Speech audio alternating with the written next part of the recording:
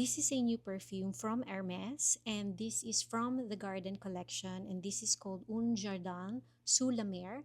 Ang bango nito guys. So, meron silang 100 ml na yung normal na refillable na kasi yung mga perfumes ni Hermes. I'm not sure kung lahat, pero madami sa mga perfumes ni Hermes refillable na. Pasensya na guys, pinapawisan ako, ang init dito.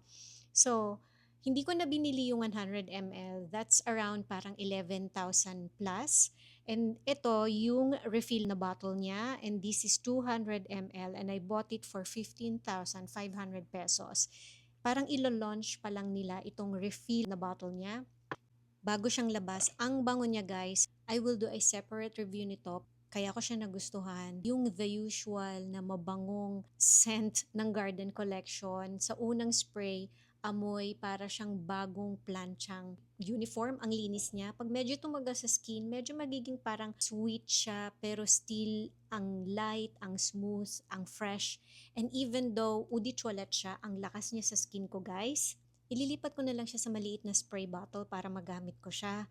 Bagay na bagay siya ngayong mainit na yung weather. Nag-spray lang ako ng isang beses sa may left hand ko, and habang tumatagal siya sa skin ko, mas lumalakas pa siya.